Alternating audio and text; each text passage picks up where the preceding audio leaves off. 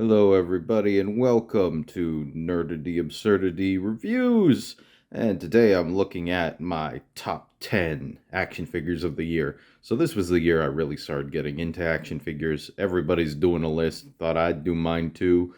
Um, and here you can see them all, and we're gonna go through them all in the order of bestest or worstest to bestest. I had to leave off a lot of good ones because I got a lot of good figures this year. I don't have a release this year kind of thing stipulation because this is the first year I'm really getting into figures. Also, I wouldn't really go by that anyway. I'm just going to pick up the figures I like and enjoy. So, without further ado, first we got Monster Venom over here. This was the Marvel Legends Monster Venom. And this feller, this was a holy grail buy for me. He's a figure I like to call a big chonk.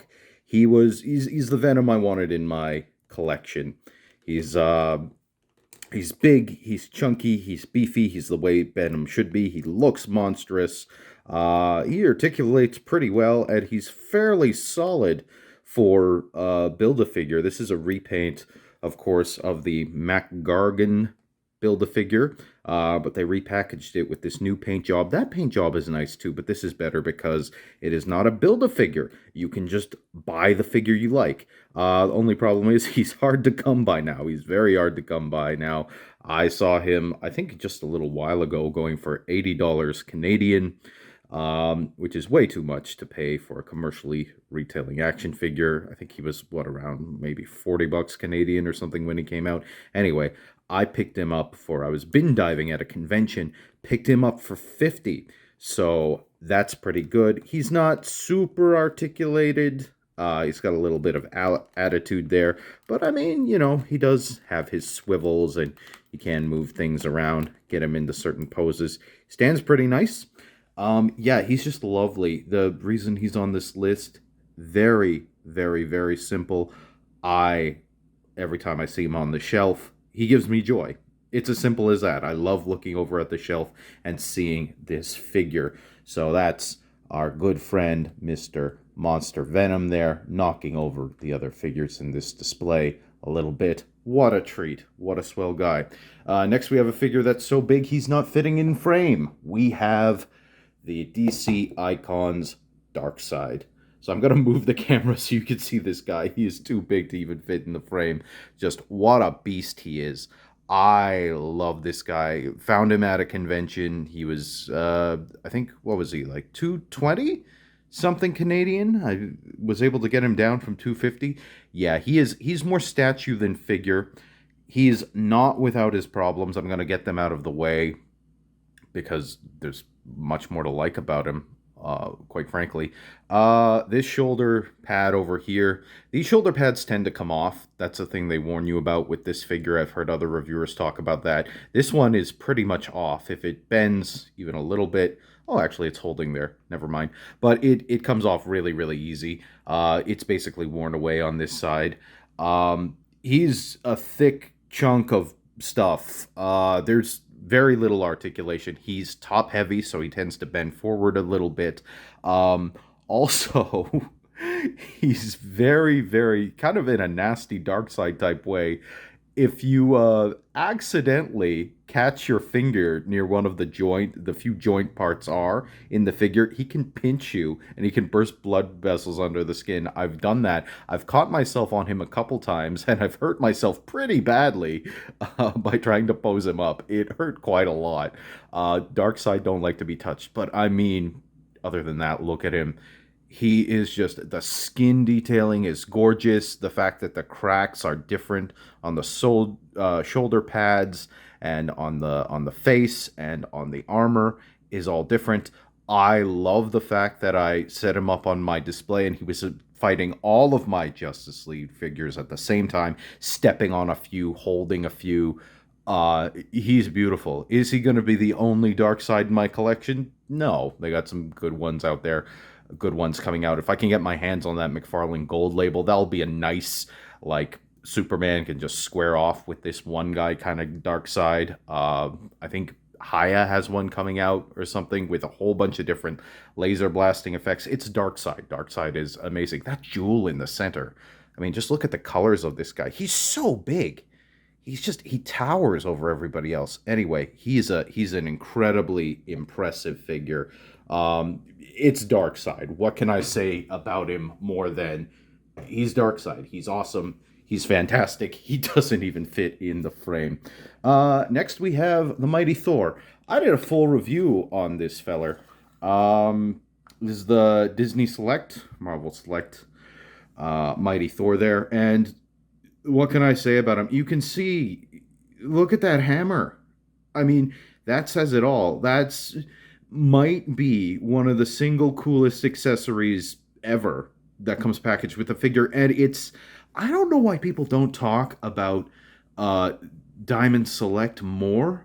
They have quality toys. In fact, I think a lot of times, I know it's a slightly higher price point, but I mean, a lot of times they're just blowing things like Legends and McFarlane toys even out of the water. I mean, just look at the paint detailing on this fella. Look at what he's going on here. You got shades in the cape. It's a big hunk of plastic. He comes with multiple heads. He comes with multiple hands. Two different hammers. This is, of course, the default hammer, the best hammer. I like the blonde kind of down hair head too. That's a good one too. But I mean, he's so cool looking. He's so cool, and I got other Diamond Selects in my collection too that also have really impressive paint jobs. I don't know why this company just isn't talked about as much, like in the same breath as Marvel Legends or something like that. I mean, they have that IP too. They put out those kind of figures too, with the Marvel license. Some of them, are vary, but the good ones, oh, the good ones are amazing. I just love this guy. He's fantastic. Talking about stellar paint jobs, I've mentioned her before. You can see me gushing all about her in the review I did on Tinytina over here. Look at that. Did you see that? You gotta see that. McFarlane Toys, Borderlands 3, Tinytina, and the paint job on her is just amazing. She looks like she stepped right out of the video game. That cell shaded aesthetic captured perfectly here. She comes with a ton of accessories, boom boom stuff, exploding backpacks and things. You can take this backpack off. She comes with the gun. She comes with the bunny ears, another bunny mask, and there is just detailing all over the figure. You can see right there on the chest. I think she's got a tattoo here. I think that came up in the review. There's detailing on the gun there. You can see, whoop, zooming in on the wrong point. Yeah, there's detailing on the gun there. Yep, boom, it says. Yeah, just what can I say? Such a lovely figure. Now, I think maybe she's not talked about as much because I saw the Claptrap and I saw the Lilith figure from this line. Didn't see any of the others in person, and I wasn't super impressed. Claptrap was at a convention. He was going for $10. I kind of wish I just picked him up. He was a $10 figure. There are other things I wanted to buy that day, so didn't end up getting him. But I wasn't super impressed. Her was like, I saw her in the store. I'm like, I love the character. I love what they've done with her. There's so much detailing going on here. Just an absolutely beautiful figure. Next, we have Darth Vader. Darth Vader's interesting for a couple reasons. First, I didn't buy him. He was a Christmas gift. Second, I was not planning on buying any Star Wars. He's having a hard time standing. I wasn't planning on collecting any Star Wars. It was just going to be DC, Marvel. That's it. That's all I was going to get. But Christmas was coming up. I saw him on eBay.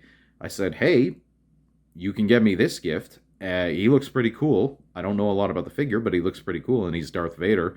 And then I found out he looks really good to start with, but I fell in love with this cloth goods cape. I've always liked what they're able to do with plastic and how they can texture it to look like cloth. I've always found that very impressive. But I just love this cloth goods cape. Again, it's a little bit heavy on him, so it's got a bit of a medieval feel, like a medieval robe or something like that. It's an amazing sculpt. It's got that Empire. It's the Empire Strikes Back Black Series Darth Vader figure we're looking at here. He's got that Empire Strikes Back silver decal going on here. You can see all the buttons and things. The texturing on the pants. The helmet is amazing. He's just a super cool figure, and he's Darth Vader. He's just awesome, awesome. By far my favorite Star Wars figure. I did not expect to like him this much, and I love him. I absolutely love him. Really, really cool. So next we have someone a little bit different. Batgirl. Now this is Batgirl of Burnside. Is it fair to include Batgirl with the bike she comes with? I don't know, but it's my list, and I'm gonna say yeah. Now here's the thing about this figure. This figure has a lot of accessories. It's got multiple heads, multiple hands, a couple of accessories, batarangs. She comes with a cell phone. This stand, which the bike slots into there, it's actually holding pretty well. You can see it's kind of a pavement gravel thing going on there. And this stand also tilts so that you can have Batman driving nicely or leaning more to one side, doing some more dangerous tricks. And this is just a lovely figure. I love these colors. I love this design of Batgirl. I love the Burnside look. It reminds me a lot of the kind of Adam West design, the from that TV show. Just the bright yellow and the purple, and it's kid friendly and stuff like that. Batgirl as a character in this is more of something I like almost aesthetically for this character. I think she actually becomes more interesting when she becomes Oracle, but I love the kind of fun, carefree nature, similar to like a Tim Drake or something like that. She's not doing it right now, but she can grip these actually so that she's actually driving this motorcycle, and it's just I love the bike too. Like, can we talk about how cool this bike is? Coming out of the stand. Are you coming out of the stand? Oh, you seem to be in there pretty well, actually. So I'm not gonna mess around with that. But yeah, just that's really neat. It looks good. It's shiny. I love these effects on the bottom. These dirt effects. It's just a very dynamic figure. Batgirl of Burnside. Really, really cool. Harder to come across. Got her as a Boxing Day find. She was like $60. So really happy with that one. Really, really nice. Next we have a figure I've talked about at length. Mr. Superposable Spider-Man himself. And I've gone on and on about this figure. Hello. Yeah, he's an awesome figure. He's used, of course, because you basically can't get him new because he's an old discontinued figure now. Glory Days of Toy Biz, Spider-Man 2 design. I'm just a figure this big should not also be the most articulated figure in my collection, but here you go. Every knuckle on every finger of both hands. Completely posable. The fact that I had him playing chess with Doc Ock a little while ago, the fact I've gotten him into so many different positions. The only real problems with him are problems from being a secondhand figure. Wobbly head. Oh, even they're not so wobbly. Wobbly ankle. That ratchet has gone. Shouldn't be able to do that with it, but it makes a nice noise. But other than that, 18 inches of pure joy with this figure. Some rubbing. Again, I don't care about the rubbing. Spider-Man's costume is a little worn. He's been doing this for a while. But I just love this figure. I love him. I love him so much. He is fantastic. So now we go from the biggest figure in my collection to probably the smallest. We have here the SH Figuarts Wonder Woman. And Wonder Woman, what can I say about her? That's Gal Gadot. There's no two bones about it. That likeness is Gal Gadot. Yes, this is the second head, where she's looking a little off to the side, but dang, you could photograph this, and that's Gal Gadot. It's an amazing, amazing likeness. Also, it's a really good figure. The joints are nice and smooth. There's not really, it holds, but there's not that certain kind of stiffness you come with other stuff. Now, she doesn't really come with accessories because I guess in the movie she didn't. So no sword, no shield, nothing like that. But she does come with the whip, both furled and unfurled. And oh, she's just a beautiful figure. They improved on the look of this figure so much from their from the first movie design when they did this figure. And as far as I'm concerned, she blows the Mafex there right out of the water. Like, this is the This is the Gal Gadot Wonder Woman. That's not a hot toy that you want to get. Honestly, like this is this. Again, I got her on sale at a price that was already discounted. So she was only $60 for me, which is amazing. Um, just a really really nice figure. I like her so much. I didn't think I would be getting into anything above some of your basic retail brands this year. I didn't think I would be getting into imports or anything like that. But yeah, this SH Figure Arts figure has me wanting more. This is just it's quality. It is quality. Look at that, even head on. Looking at her from the side, looking at her head on, that look, it's so good. Oh, just I love this figure. So cool. She's not very big, but boy, does she pack a punch. Next, we have a slightly bigger figure. Let's take a look. Whoop. Sorry, Wonder Woman. There we go. She's standing. And so is Doc Brown. Oh man, I saw him at a convention. You can see, this is my only chagrin, the nose is chipped. It came like that. I didn't expect the product when I buy it. It's nobody's fault really but my own.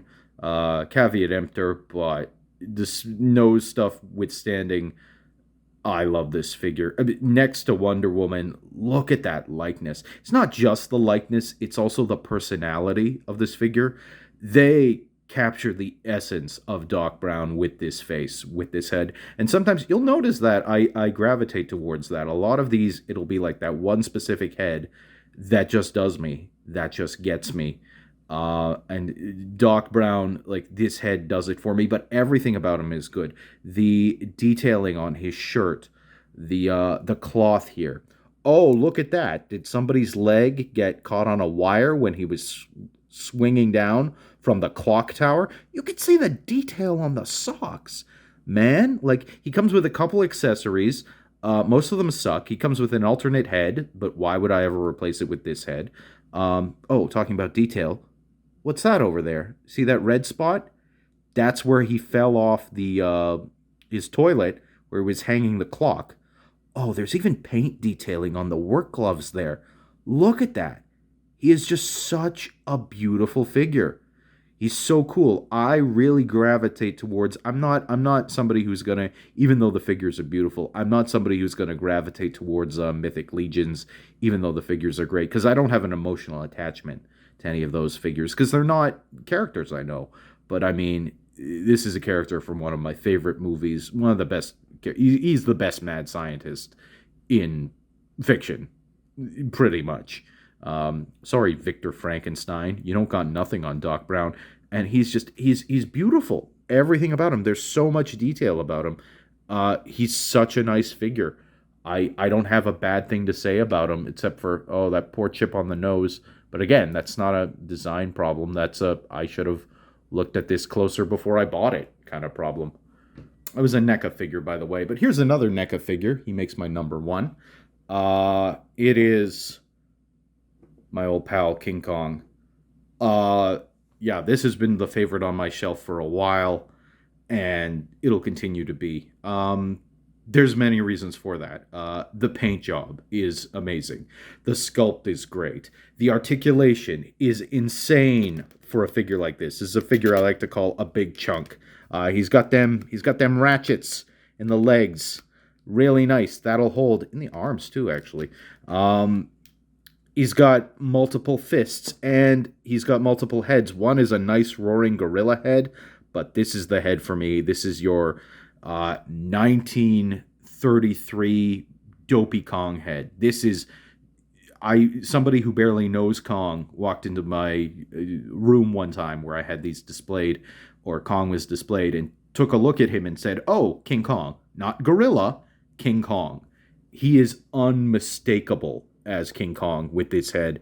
And that was a huge movie for me. That was a movie I absolutely loved. I've talked about him before, about how much I loved him. I'm noticing more detail now too. Like, you could see the ridges on his see that more from the side too, like the wrinkling around his lips and things like that. And little blood bits under the arm I didn't notice before. I love the coloring, the wash of brown on the fur. They have three different colors of this model. They have one that's black and white. They have one that's realistically gorilla colored, like this. Well, maybe a little bit fantasy with the way they're detailing some of the browns just to make the colors pop. And they have one that's like Technicolor for some reason. But anyway, this is the Kong for me. I love him. He's just a beautiful, beautiful figure. And he was my favorite that I bought last year. So yeah, that's my group from 2010 or 2010. What am I saying? 2021. Uh, there's very few figures that I'm not super pleased with in my collection. This is a hard list to come by. This was a hard list to come by because I have so many good figures. I'm very, very lucky that I got so many good figures. Um, there's the collection at a glance across the board. So, in terms of Marvel DC, the contest looks like we're tied at 3-3. For DC, we got Wonder Woman, Darkseid, and Batgirl. And then for Marvel, we got Spiderman, Venom, and the mighty Thor. Everybody else is from a different property. They just across the board, just a whole bunch of different stuff, different movies, which I didn't think I would be doing. My plan at the beginning of the year, or when I started my collection journey, when I put down rules for myself, was you do your Marvels, you do your DCs, and you do your robots and monkeys. I've changed that. It's a little different now. I go by individual figures to some extent, but I kind of subcategorize stuff. I wants me my Justice League. I got a mini Avengers team. I got me my X-Men. Um, get a little bit into the Bat family and things like that. And then I just have stuff from whatever property. If I really want to have a good connection to the character that I'm picking up. I don't want to get a figure. Even again, I know some Mythic Legions is doing some great stuff, but I don't have connections to those characters. There's no emotional connection for me, so I'm not going to pick them up, even if they are amazing. I think a character would have to be pretty, pretty good. And same thing, I don't collect robots anymore, just because there's so many robots you could collect. So I'm not going to do that anymore. If there's a robot I have an emotional connection to, sure, but I mean, not that alone. Star Wars, I'm collecting a bit, mostly helmeted characters, because I feel like they don't have the faces right on a lot of Black Series stuff. Just doesn't look super good to me, what they're doing there. And yeah, so I don't know what the next year will hold. I'm hoping to get my hands on some more higher end stuff because I'm feeling really, you got that Blue Beast. I always bring up this example. You get that Blue Beast. He retails for like $80 Canadian, probably going to be more than that. Well, first of all, they're re-releasing him this year, so why even bother doing that? But why would I pay $80 for that when I can pay $80 for a high-end figure that's better built, better designed than something that retailed originally for 20, $30? It doesn't make sense to me. So I don't really want to play that game.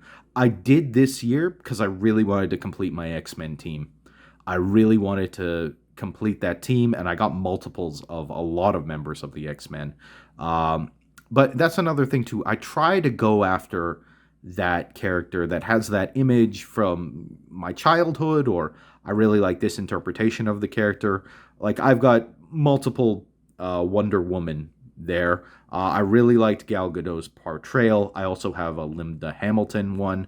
Who didn't make this list, even though I really love that figure, Linda Hamilton. I keep saying that. Linda Carter. It's kind of in the Linda Carter design, but didn't make my list, mostly because of price. Price does affect my enjoyment of a figure. It really does. I gotta feel like I got bang for my buck, out of a figure. Probably one of the most value for money figures I got this year was Planet Hulk from Diamond Select again. Because A, the paint job, B, just how chonky it was. I think I got it for around $40, $39.99 Canadian. It was a lot lower at that time. Now it's probably a lot higher. But yeah, that's for me. That was a great deal. And that does affect my enjoyment of a figure. I like it more if I pay less for it. That's just the way it is. There are some figures I would get multiples of, and there's some figures that, although they have some issues, I still love them. Tinytina, her arm snapped. I had to glue it back in place. Her arm that's outstretched right there doesn't bend. I would pick up another version of her if I could find it. I haven't seen any. Uh, Found her at a GameStop. I did see her at a convention. She was going for like $10. I wish I had picked her up there at the time. But I would get another version of her. Look at those tiny arms, though. Like the character has spindly arms. There's nothing you can do about it. It snapped. It's unfortunate, but I mean, that's what happens. There's not a lot of plastic to work with. Doc Brown's nose, of course, that's a shame. But again, I mean, that's the thing. It's your attachment to the character, the build of the figure, just where it fits in your collection, that kind of thing. But yeah, for me, I look at any one of these on my shelf, and I don't even have to play with it or pose it that much. It gives me joy just looking at it. That's the thing. Some of them, it is because of their posability. Again, superposable Spider-Man there in the background. He is superposable. He is so articulated for a figure of that size. By far the biggest figure in my collection, should not also be the most articulated figure in my collection. That's why Darkseid over there gets a pass. He's so big. He's such a big chunk, and he's heavy. He is like almost like a statue, but you know, you can pose him up, and I did have him fighting the Justice League. But yeah, it's that was my 2021 in action figures. Looking to more fun in 2022. This has been Nerdity Absurdity, and stay cool, keep collecting. Cheers.